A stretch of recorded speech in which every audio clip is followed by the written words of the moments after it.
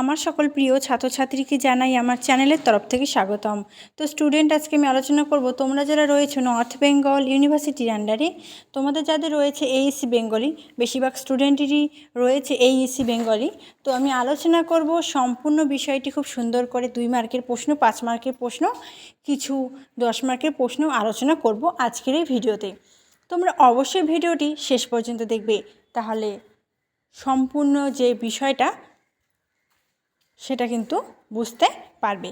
ঠিক আছে, তো প্রথমে আমি 2 মার্কের প্রশ্ন আলোচনা করছি, তো দেখতে থাকো।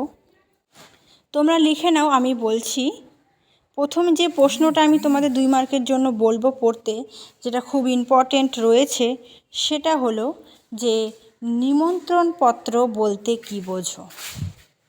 ঠিক আছে, নিমন্ত্রণপত্র বলতে কী বোঝো এবং নিমন্ত্রণপত্র রচনার যে শর্তাবলী।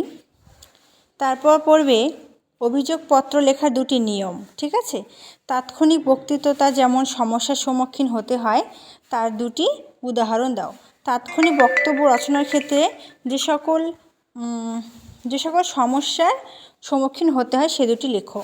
তারপর আবেদনপত্র কোন কোন ক্ষেত্রে লিখতে হয়, এরূপ 4টি ক্ষেত্রের নাম লেখো। প্রতিবেদন কত ধরনের হয়ে থাকে। কথোপকথন সূচনার 2টি নমুনা দাও।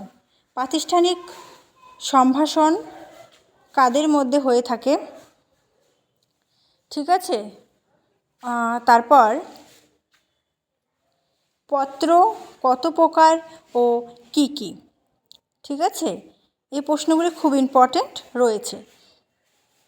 তারপর যেমন আমি 5 মার্কের প্রশ্ন বলছি, যেমন তোমার এলাকায় বিদ্যুতের সমস্যার কথা জানি, অভিযোগপত্র। ঠিক আছে, তারপর মেলার আমন্ত্রণ জানিয়ে বন্ধুকে পত্র। ঠিক আছে, মেলার আমন্ত্রণ জানিয়ে বন্ধুকে পত্র আমরা সকলে লিখি, তাই না?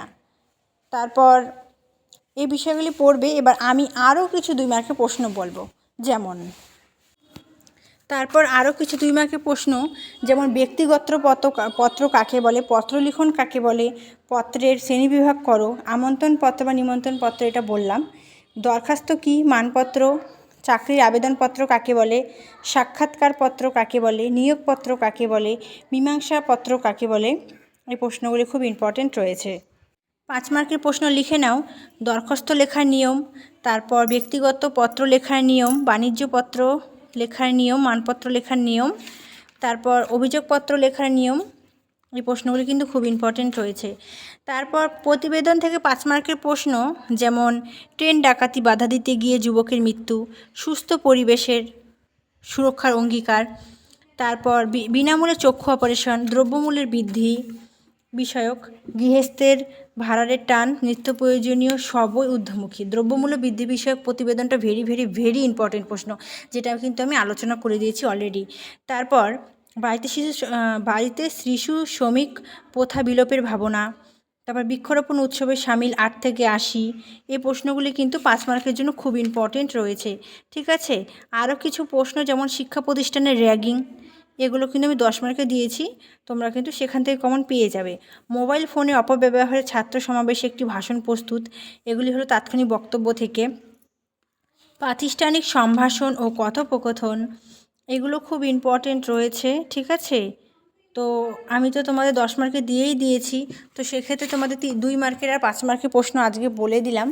আর প্রতিবেদন, তোমাদের 5-এ প্রতিবেদন আসবে। ঠিক আছে, প্রতিবেদন আসবে, তারপর অভিযোগপত্র, আমন্ত্রণপত্র, নিমন্ত্রণপত্র, এগুলো কিন্তু 5 মার্কের জন্য আসবে। এবং 10 মার্কের জন্য তোমাদের আসবে সাক্ষাৎকার আসতে পারে, আসবে সাক্ষাৎকার। ঠিক আছে, ডেঙ্গু নিয়ে 2 বন্ধুর মধ্যে যে একটি কথোপকথন, সেটা আসবে। এটা খুবই ইম্পর্টেন্ট একটি প্রশ্ন। সাক্ষাৎকার তোমাদের আসবেই আসবে, এবং তাৎক্ষণিক বক্তব্য আসবে 10-এ। ঠিক আছে, তাৎক্ষণিক বক্তব্য আসবে। তো আমি চাই তোমরা খুব ভালো করে পড়াশোনাটা করো। ঠিক আছে, খুব ভালো হবে রেজাল্ট সকলের, এবং খুব ভালো করে লিখতে পারবে। আগামীকাল পরীক্ষা, সকলের তো পড়া হয়েই গেছে, তবু আরেকটু ভালো করে পড়বে। ঠিক আছে, thanks for watching after all, thank you সকলকে।